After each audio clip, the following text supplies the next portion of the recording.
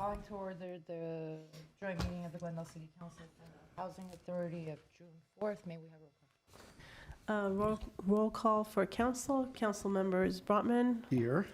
Harpetian, Here. Kasakian, Najarian, Here. Mayor Asatrian. Here. And For housing? And for Housing Authority? Housing Authority members Asatrian, Here.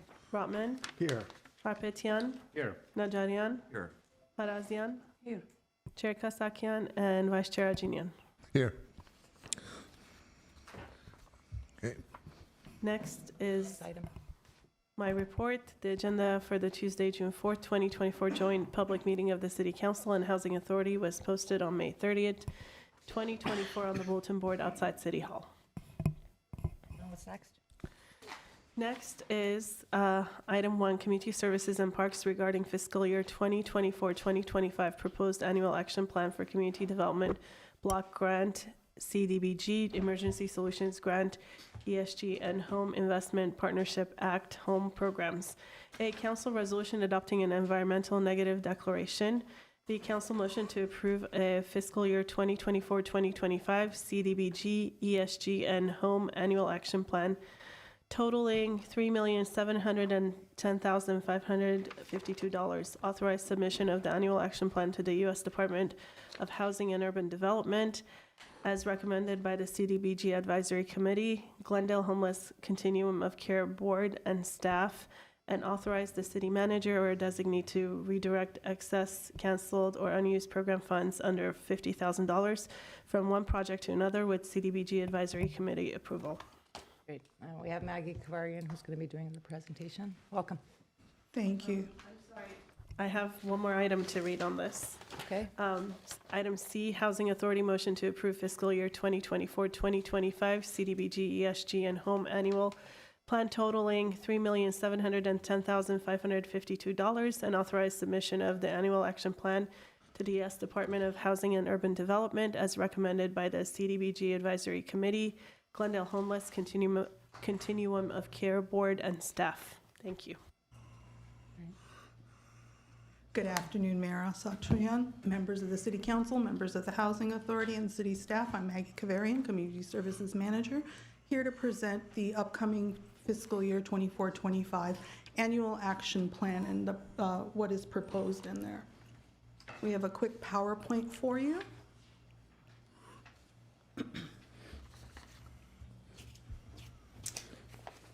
So the action plan has 3 components to it. There are 3 programs that HUD funds for the city of Glendale. It's the Community Development Block Grant, the Emergency Solutions Grant, and the Home Partnership Entitlement Program. We did a study to show the increase and decrease compared to last year's entitlement. And as you can see with CDBG, we have a very slight decrease of under 2% for the upcoming fiscal year. Emergency Solutions Grant, a slight increase of 2%.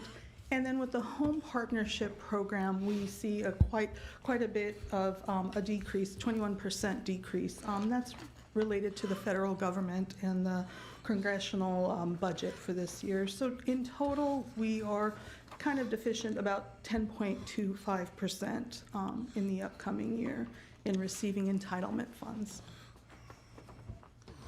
So when we look at CDBG allocation funding plan, as I had mentioned, we're getting a little over $1.7 million. It's in 3 parts. The first part is public social services, which is a 15% of that, and that's about $260,000. We allocate that to community agency nonprofits in Glendale. The bulk, 65%, goes to capital improvement projects at $1.1 million. This year, along with that 1.126 million, we'll have about an additional 700,000 in returned funds and undesignated funds from previous fiscal years. So that'll bring that up a little bit.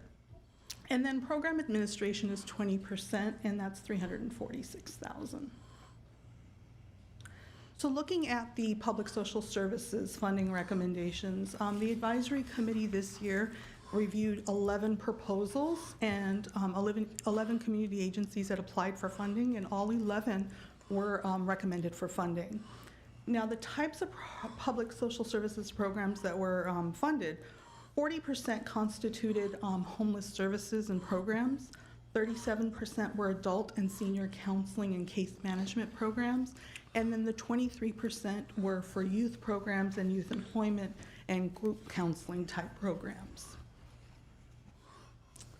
And to give you an overall request and what they did, what they were recommended for instance, Armenian engineers and scientists requested $16,000, they received $10,500.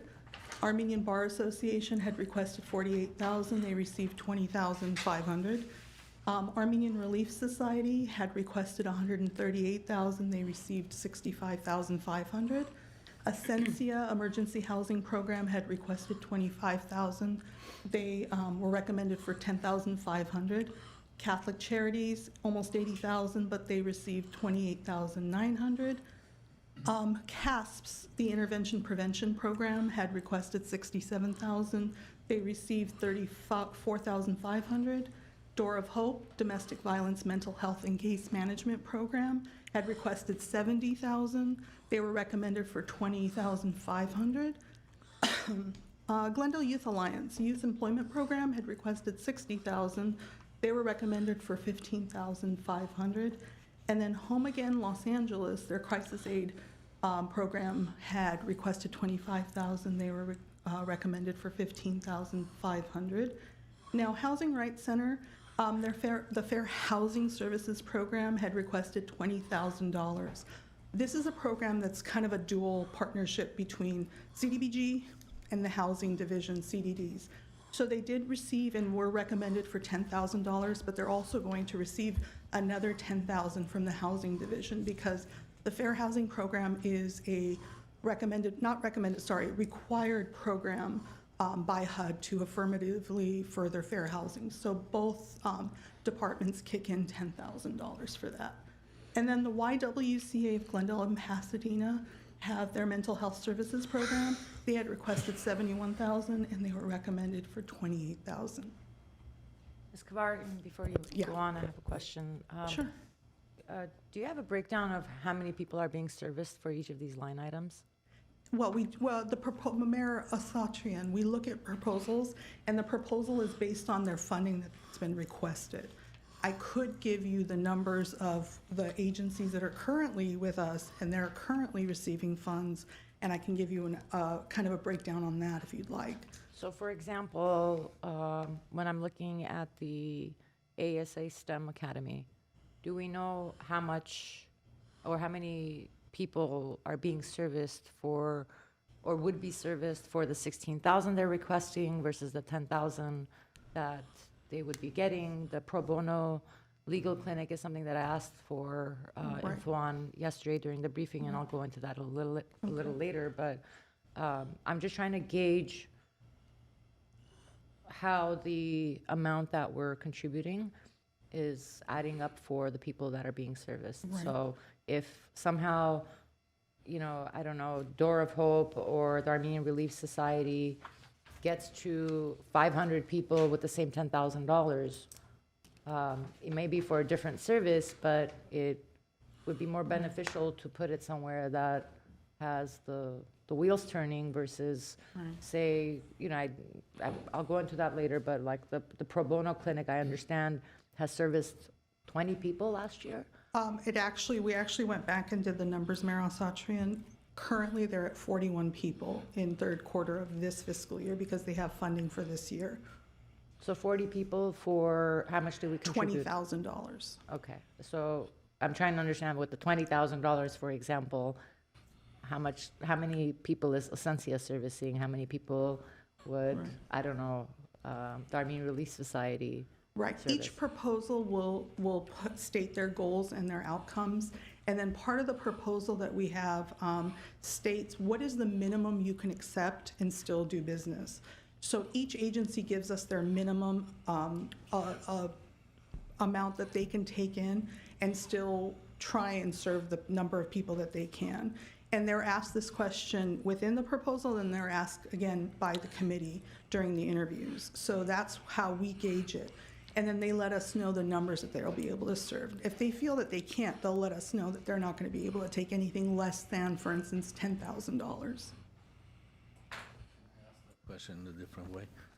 Well, I had the same question, but like, for the building improvement parts, there are checks and balances. You know, what the cost is, they have to have bids for it, they get inspections done, and for social services, it's really difficult to track it down and find out how many people, how many hours, what kind of a service. So I think that's the question in general. These are not very large amount of monies, funds, but it's important for us to make sure that the funds go to the right organizations that maybe can provide more service or to more people with the same amount of funds than maybe 30 or 40 people. So I think the way we can, I don't know how can we just check all the accounts, but Right. maybe we can go back the year or two, because most of these entities are repeat customers, basically, right? They Correct. come in almost every year. So maybe we can check their, the services they provided in last 2 years and find out how many people, how many hours. Because when it says mental health services, it's a wide variety of, services that cost differently. Person to person is a different thing. But the easy part for the improvements, again, is Exactly. there's permits involved, there's cost involved, there's Exactly. contracts involved, and you can go inspect the work and see if it was done or not. I think And- that was my question as well, that one you were asking, but You basically asked the same Right. question in a I was different way. I was providing a solution. Mayor Alsatieri, members of the city council, we don't really compare agency by, because it's comparing apples and oranges. Each agency does a different type of work or provides a different type of service. But what we do is do a mid-year report for the for the CDBG advisory committee. So at the mid-year point, when we do meet, we let them know where they stand halfway through. So we tell them this is the number, this is the number they've already served with the money they were given in the current fiscal year. These are the goals and outcomes. And then we let the CDBG advisory committee decide based on those numbers. So we do collect quarterly reports from each agency. So it's best to compare the agency against itself, not against other agencies, because it is very different. Each agency has a different service. All right, I guess let's go on with the rest of the presentation. Well, two Yes? hands are up. I don't see anything. Shall I continue? or- Yeah. No, I have a question. Sure. Not sure whose screen. So, for example, with regard to the Armenian Bar Association pro bono legal clinic, are we told what type of legal issues they address? Yes. What are they doing? So the Armenian Bar Association is receiving a little over $20,000, and what they do, they have housing matters that they work on, employment matters, domestic violence, expungement services, criminal law, estate planning. So those are the basic services that they provide. We are lucky because they do work out of the adult recreation center where we're housed, and we do see the number of requests that come in, the scheduling that we provide. And many of them are seniors. We do have, other adults, of course, but a lot of seniors come in and ask questions about housing and estate planning and things like those sorts. And so how does it work? Do they provide their services regardless of the amount of our stipend, or they give us $20,000 worth of pro bono? Well, how is that? That's a actually- great question, City Council Member Najarian. What we do is we provide $20,000 for their coordinator. So this coordinator is on site. He's the one who does basically the intake. So all the legal intake, all the questions that come up, all the paperwork, he gathers everything and then provides it to the attorneys who are on their, who work with the Armenian Bar Association. So they're providing pro bono services. The lawyers are. He's getting paid as a coordinator. I see. And is this a regular referral? So if someone comes, and we get calls all the time, you know, I've got this problem, you say, well, city can't handle it exactly, but why don't you call? I know we send a lot of people for housing issues to neighborhood legal services, but for this broader range of issues, do we refer? We do, As a we matter do of th- do that. So, of course, like you had mentioned, we have neighborhood legal services that we refer to. We refer to the Housing Rights Center for housing discrimination cases. So depending on what they're coming in for, that's how we make that recommendation and that referral. Got it. Okay, thank you for the Well, information. actually, I'm gonna follow up on that. I was gonna wait until the end, but I'm gonna try to give some background, and I know that the structure has changed. The concept of the pro bono legal clinics actually stemmed when I was the executive director for the ANC Glendale. ANC Glendale with Neighborhood Legal Services and Armenian Bar Association teamed up together. We used to have every couple of months pro bono clinics at the Glendale Youth Center.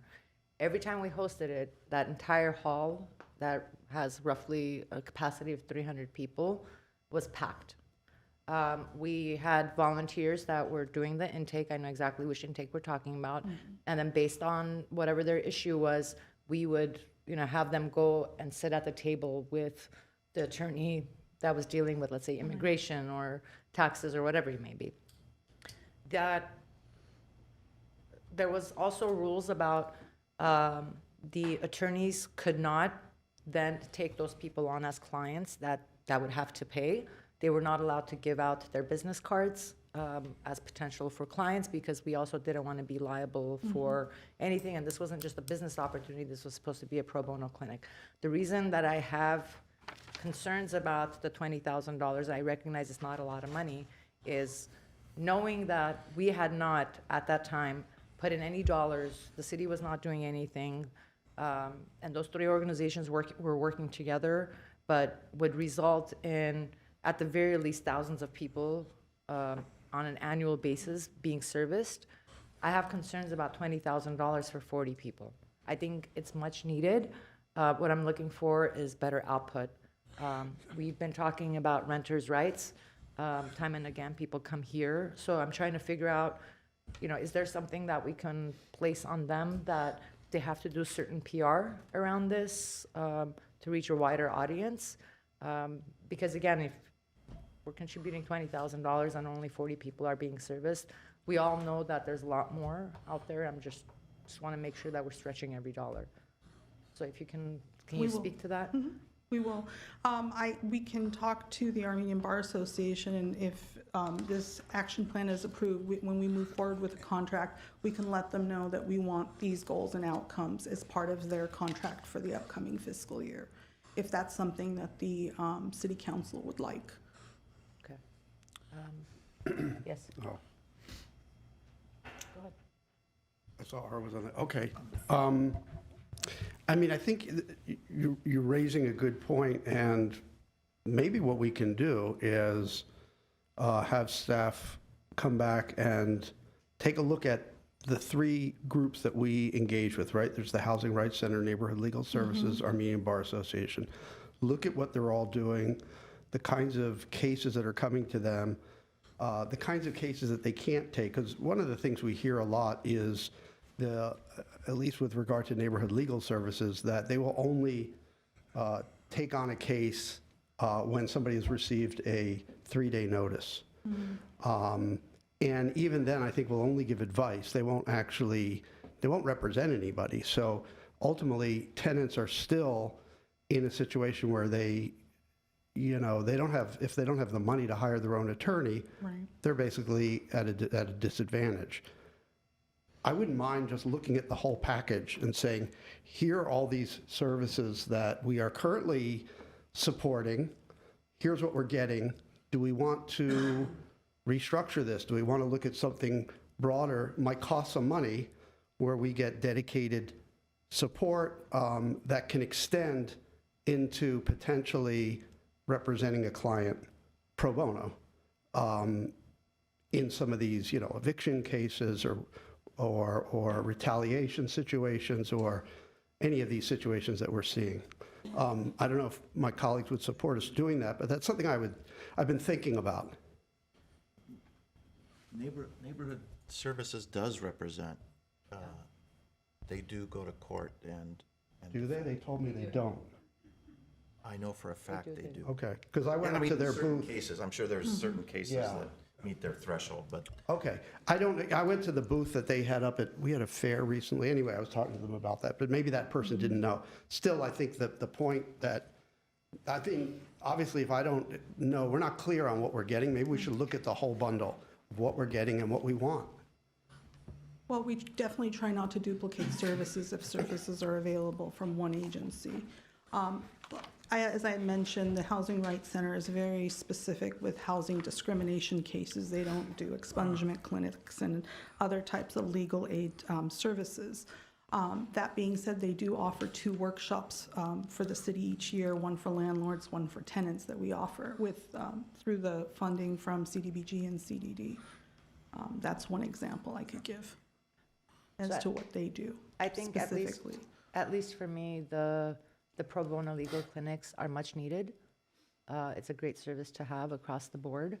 I think especially with an influx of the immigrant communities that are coming into Glendale in recent years and recent months, I think a lot of the questions that I even get on my social media platforms asking for referrals and stuff, but I want to see better output. And so I'd like to see if we're going to give anything to them, I want to see what they're actually doing to ensure that we're increasing, just because I knew what the past looked like. I think my second question is on Essentia. I had requested that we review the contract the last time that we got a report for homeless services. There were some questions that we had about, and I specifically had about if we're actually getting the services for our community members here in Glendale for the fees that we are paying Essentia. I'm just trying to figure out, because we already have that contract, why are we now separately giving through CDBG when I still don't have the report of if they're meeting their obligations under our contract? So what I can offer you, Mayor Asatrian, and my colleague Arsene Asayan is also here to offer the bigger picture of the continuum of care contracts. Basically for CDBG, the Essentia Services has requested money for their emergency housing program. And we did look at the numbers and their budget and what they're getting from other COC funds through the city, and that's through the HAP program and the ESG program. So they're getting $53,000 from the city of Glendale through our homeless services section. They're also requesting $10,500 through CDBG. So that's just this particular program. When we asked them about their proposal and to put a budget together, we're very clear on just the budget for the program, not the entire organization. Is your question based on the organizational budget with other funding sources for other services, or just the emergency housing program? I think that's my question to you, if you want more. It's not just is there anything built into our contract with Essentia that has the emergency housing program in any shape or form? Yes, so it's the 53,000 that I had just mentioned. So there are 2 programs in homeless services. One is for about 33,000 for the ESG program, which is also part of the HUD programs. And then the HAP program, they're receiving 20,000 for emergency housing. And then, of course, the 10,500 with CDBG. Okay. So around 64,000 altogether. And how much is our altogether contract with them? I'd have to ask Ms. Asayan if you want to know the total. Huh? Well, that's what I'm. Is she here? Yes, she is. Yes.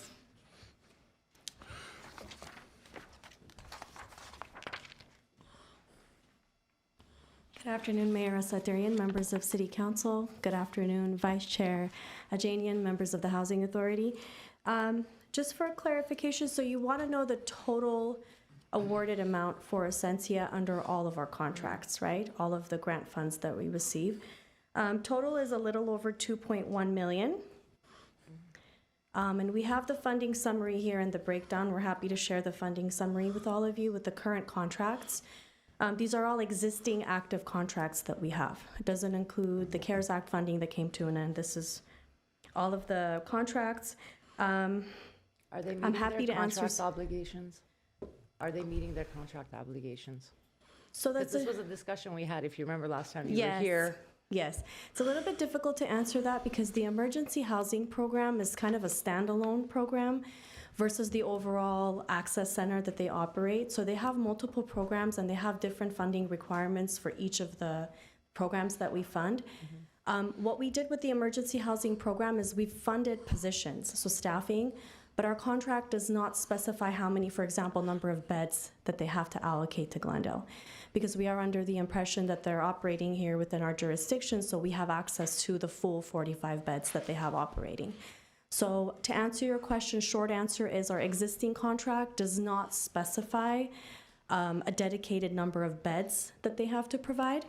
However, we do look at those numbers year-round, and at this time, it would be difficult for me to answer. I would have to go back and do a little bit of research the last 6 months to see who we're serving at the emergency housing program. But I'm happy to provide a follow-up.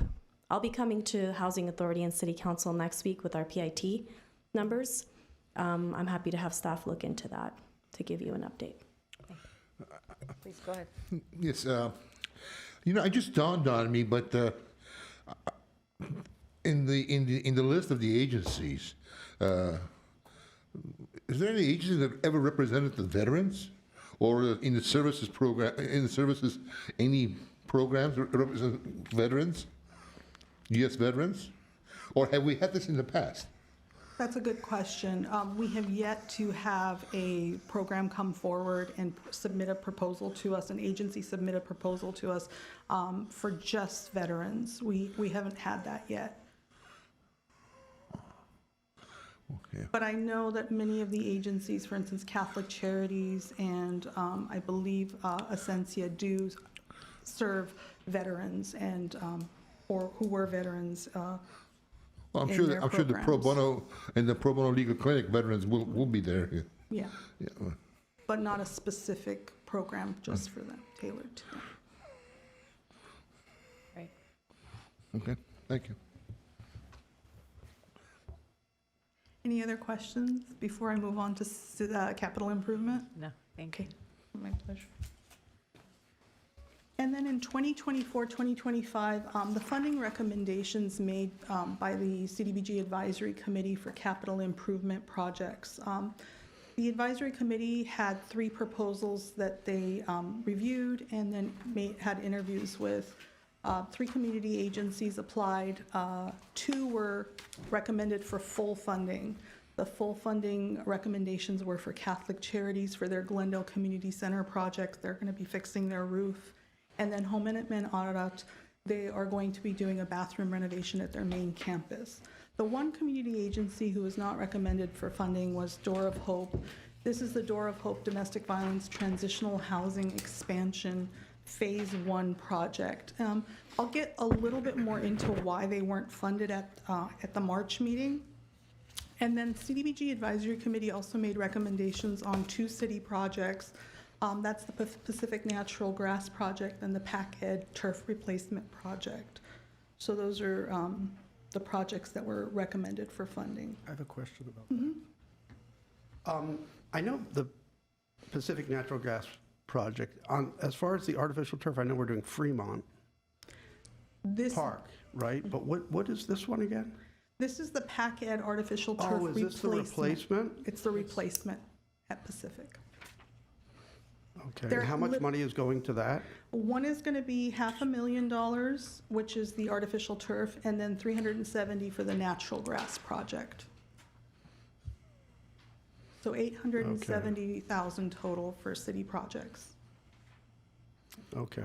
I know I voted against the artificial turf when it came up on a standalone decision, so I'm not sure how I handle this, but anyway, go ahead.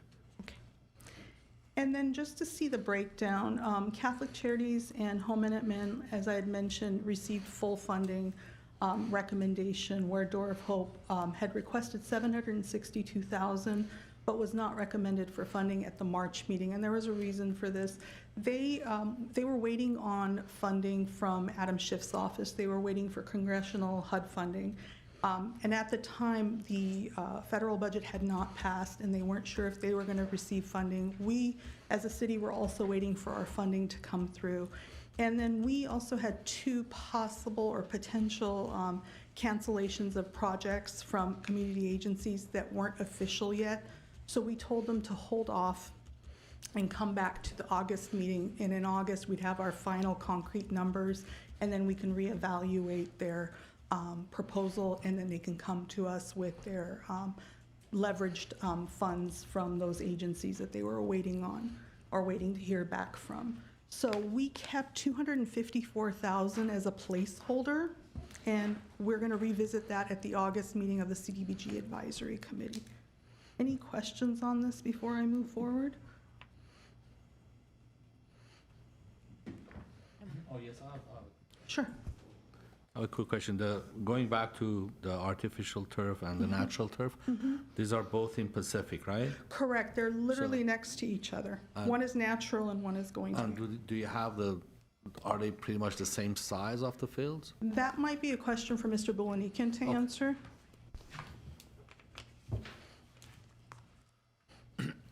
Good afternoon, Mayor Asadarian, members of the council.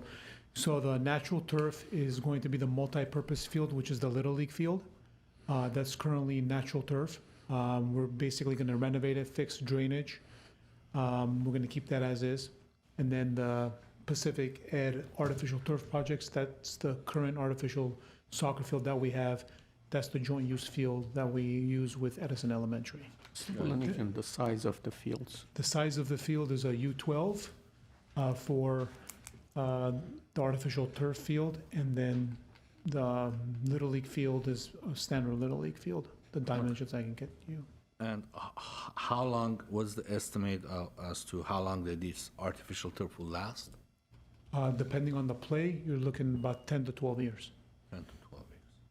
And the natural one, natural grass? The natural, I mean, you invest $370,000 to basically replace everything, rebuild it, and everything.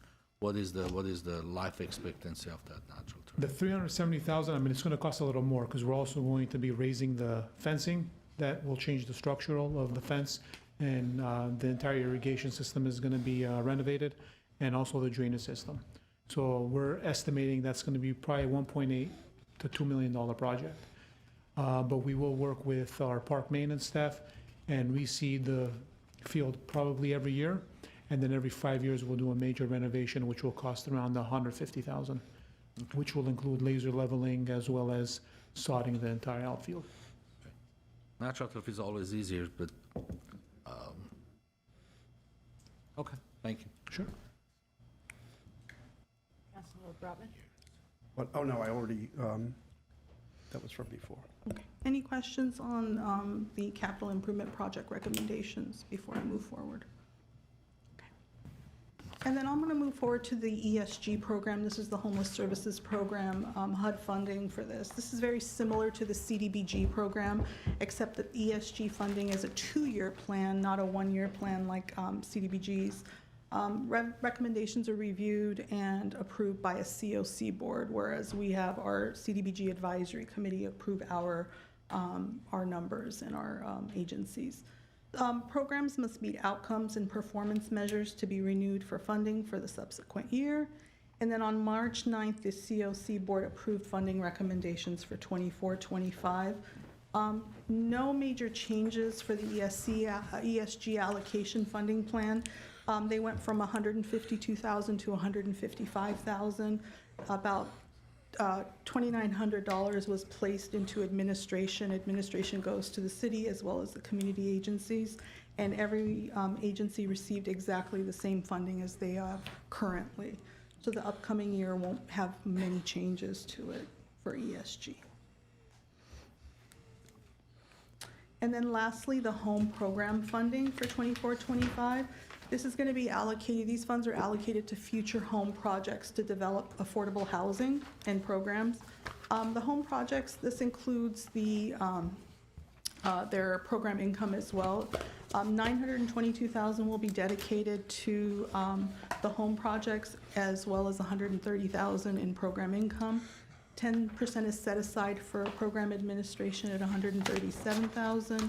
And then they have their community housing development organizations at 187,000. And their total is about 1.377 million for 24-25. This concludes my presentation. If you have any questions related to the annual action plan, I'd be more than happy to answer. For the amount that's remaining, you're going to be opening up applications again? We're actually, that's a good question, Mayor Asatryan. We're actually going to be writing a report and making recommendations based on that. We have 2 agencies who've returned funds, so we're anticipating a little over $700,000 or $800,000 in funds to basically to give away, basically, but they can only go to capital improvement projects. They can't go to program administration, nor could they go to public social services. So if we were to open up an RFP, it would take quite a long time to do that. It's best to hear back from our agencies that need their projects fulfilled or have current projects that we know of, and we might take it from there. So we're still evaluating that at this time. I remember Homenet Manarat had requested funding, and we provided not the entire amount, but part of it last year. So, and I know that amount, there was like a pretty big gap of I think around 200,000 It was for that. quite a So bit. if they needed assistance with filling that gap with the amount that we have, what would be the process for that? So what we would do is we would have to let all the agencies know that we have this funding. It would be an RFP basically, or maybe just kind of a letter just saying, you know, a letter of qualifications just to see who would be interested, or a letter of interest to let them know we have X number of dollars available who would be interested in that. We could do that. Based on the projects that they already submitted for, correct? Well, correct, Okay. correct, yeah. Okay. If they have. And how long would that take? That might be a lot easier because if we've already had their proposals and we've already done the reviews, and the CDBG Advisory Committee has also done their review, it's a lot easier to meet with those agencies because we have estimates in our hands and we can review those. Okay, I think whatever is the fastest and easiest way to do that. I had the pleasure of visiting Homenet Manarat's facilities recently, and I know their renovations are on the way, and if there's opportunities for us to assist them, I'd rather do it sooner than later. Yeah. Mr. Garbetian. Yes, I know it happens all the time. You mentioned there's a $700,000 return funds from previous years. Correct. Where does it show in our accounting? So if we look at the available funding on the slide number 7, so we have about 146,000 in undesignated fund balance. These are funds that, these are projects that have been completed that have some money left on the books. So we had 146,000 there. And then we had 3 returned projects, 3 canceled projects. Catholic Charities, Ascensia, and Neighborhood Legal Services all had funds that they returned. So we included that. So all in all, it's the available funding, if you, right there on the bottom, the 1.826 million. So the council projects total up to $700,000. It's about, yes. And, 699, but almost 700,000. And I remember we reluctantly voted for Measure H at one point, and I remember that Glendale generates about $10 million in our sales taxes for Measure H that goes to county, and they returned about $300,000-$400,000 back to Glendale.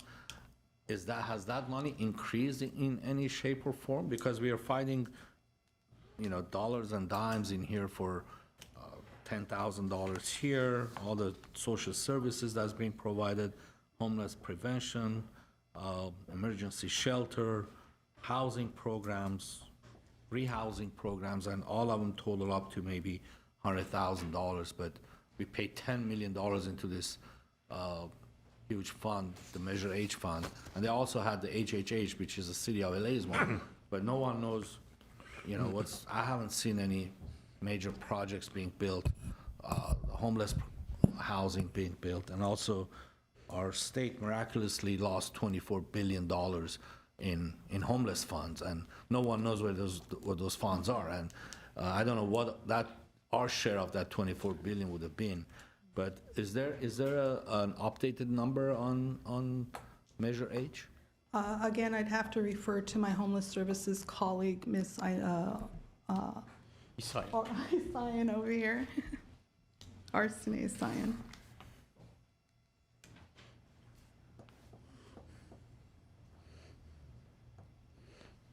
Afternoon again. There is an update on the Measure H funds. We did get a slight increase for fiscal year 24-25. Last year we were at 342,000. This year we'll be getting a little over 400, and I don't have the exact amount, but it's a little over $129,000 difference between last year and this year for our rapid rehousing program. Again, I'm happy to give you the exact dollar amount during my presentation next week, but we did see a slight increase, which we'll accept. I think it was just Measure H funding, correct? Right. Okay, wonderful. Thank you. Thank you. Out of $10 million, less than 450,000 comes back to the city. That's a great number. I also have our chair of our CDBG Advisory Committee, Mr. Armik Avadusian, is also here if you have any questions for him. Welcome, sir. I have one question as to when is the deadline for applicants to submit their applications and be deemed complete? That's a great question, Councilmember Garpetian. We start in November. Our kickoff is in November. We come to the City Council with our preliminary plan, and then that following week, mid-November, we release the RFP. We are now online. It's a Zoom grants program that we use.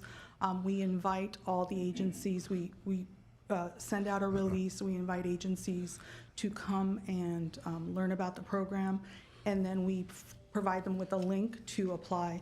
So all the agencies that come in, they learn about it, they get the link, and then they start entering their proposal information. Deadline is usually at the end of December, but this particular year, we extended it to mid-January because of the new online system. We wanted to give agencies a 2-week kind of a leeway so they can learn the program and enter the information as carefully as possible. They have to provide all their financial information, tax returns. That is correct, 2 years' worth of financial statements. Thank you. All the same rules apply. Got it. Thank Excuse you. me, the deadline for the RFPs in November is for the fiscal year 25? The deadline, the upcoming RFP would be for 25-26. This is. Oh, I see. yeah. Okay. But the deadline was actually, I believe, January 12th this year, this particular year. We extended. Thank you. Thank you. Thank you. I know that was a lot. So I think just for me, I'm okay with everything else. I do want to put some contingency Laura on the Parazian had a family emergency, she had to leave. Okay. I hope everything's okay. All right. I do want to put some sort of contingency on getting some sort of report for the pro bono clinics for the Armenian Bar Association. But other than that, I'm good with everything. I don't know if anyone wants to have a discussion. Comments? I'll move the council items, But we have, Well, 1A and we B, also have the budget. but that's. The next that's item. two. Oh, okay. So I'll move 1A and B for council. with the comments, Councilmember Kasakian? Najarian? No, I have no comments, but. No, with my request is, Oh, no, I think that's certainly fine. Let's Okay. find out. Let's get more information on how that's operating. okay. I'll second. Before we go to a roll call, Yes. if I might, I'm not supporting the artificial turf, but I am in support of the rest. So I don't know if there's a simple mechanism for me to vote on everything except that, or should I just vote no on the whole package? Councilmember, so Mr. it's Garcia. one motion, so you can either Yeah. vote no, or you could make a motion to amend it, and then see if that passes, and if it doesn't, then just, at least you made that motion would be part of the record, be part of the minutes, if it doesn't, even if it doesn't pass. And then, you could vote on the whole matter, but your objection will be noted officially. So one of those two ways, if you want to make it official. Okay. Councilmember Brotman, before you vote, and I know it was mentioned, I just want to underscore that this is a replacement No, I of know. the field, not I new. know.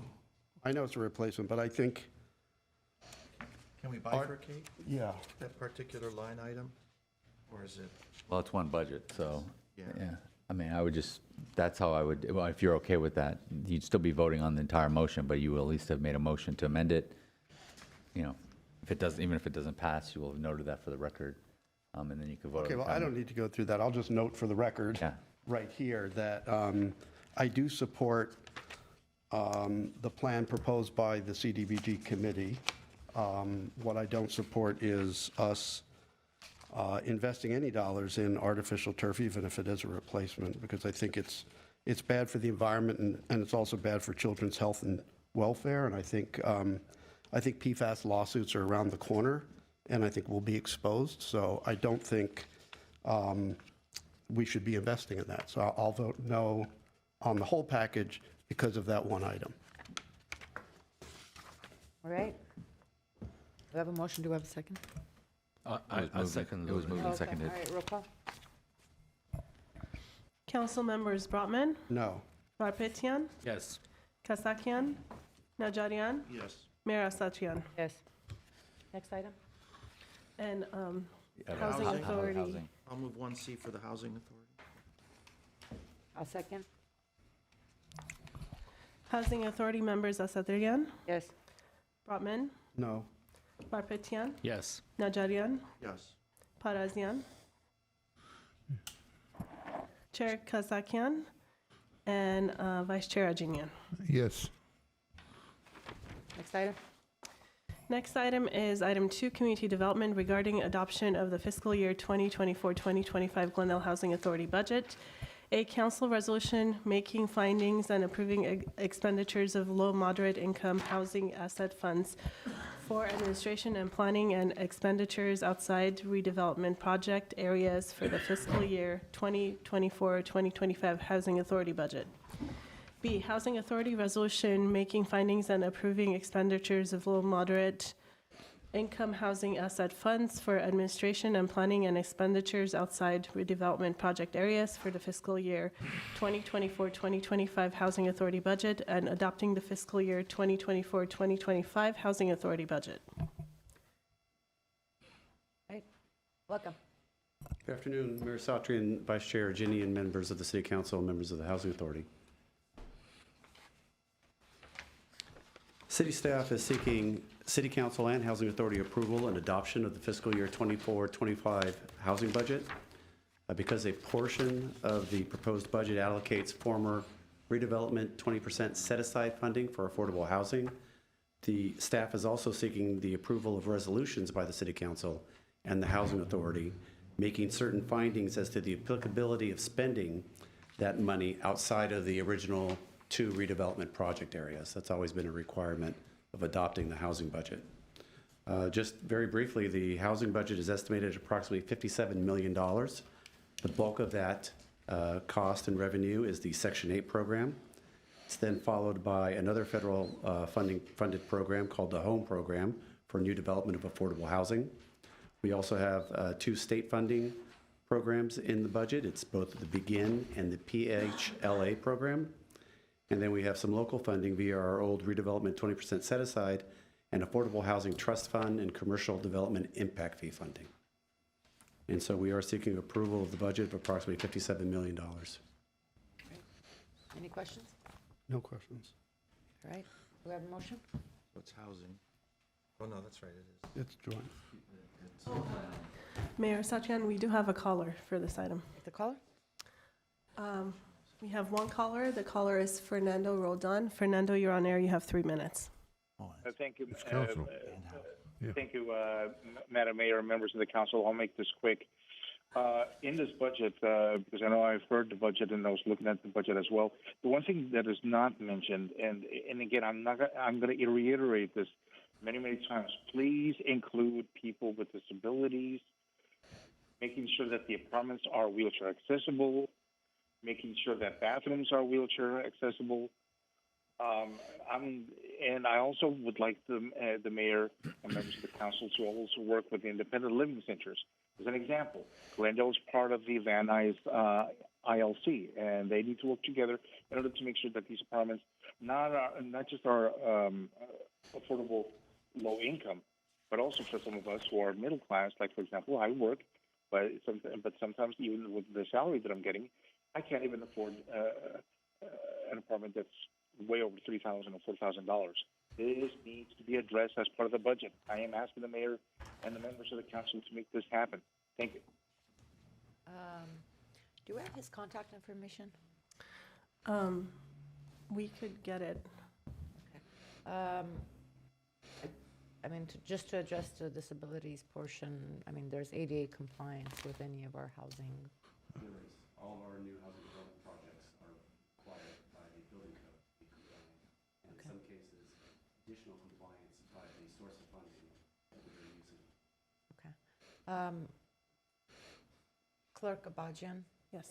if we can get his contact information, I know that he calls and gives his input on a lot of the policies, and I know our city manager and the team are working together on putting together a ad hoc or some sort of committee for to address issues with people with disabilities.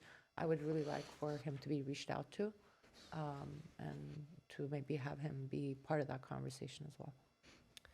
Mayor Satrian, I'm asking staff to get his information right now. Thank you. All right, no other questions, then do we have a motion? I'll move 2A for council. Second. Roll call? Council members Brotman, Yes. Karpetian, Yes. Kasakian, Najarian, Yes. Mayor Satrian. Yes. I'll move 2B for housing. Second. Housing Authority members Asadrian, Yes. Brotman, Yes. Karpetian, Yes. Najarian, Yes. Parazian, Chair Kasakian, and Vice Chair Ajinian. Yes. All right, what's next? Adjournment. Move to adjourn for housing. Second. Move to adjourn for council. Second.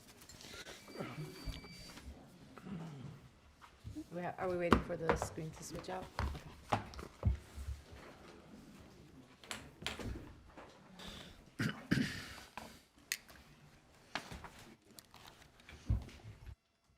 Okay. All right, welcome to the June 4th regular meeting of the Glendale City Council. Call to order at 3:58 PM. May we have roll call? Yes, council members Brotman, Here. Karpetian, Here. Kasakian, Najarian, Here. Mayor Satrian. Here. May we have your report, please? Yes, the closed session items are the following. Closed session item A, conference with real property negotiators. City designated negotiator Bradley Calvert. Negotiating party Trader Joe's Property, 2448 to 2460 Honolulu Avenue. Instructions to the negotiators will concern the price and terms of payment for the sale of city-owned property. B, public employee performance evaluation, city attorney. C, conference with legal counsel, existing litigation, Cislian versus City of Glendale, LASC case number 23 GDCV 01871. D, conference with legal counsel, existing litigation, Arajani versus City of Glendale, LASC case number 23 STCP 01092. And E, conference with legal counsel, anticipated litigation, significant exposure to litigation pursuant to paragraphs D2 and E2 of Government Code Section 54956.9. All right, do we anticipate reporting out on anything? Madam Mayor, we anticipate reporting items 1D and 1E. And with respect to item 1E, the facts and circumstances giving rise to potential litigation under that section of 54956.9 relate to the letter received from counsel for the California Restaurant Association dated May 10, 2024. All right, we'll recess to closed session. Thank you.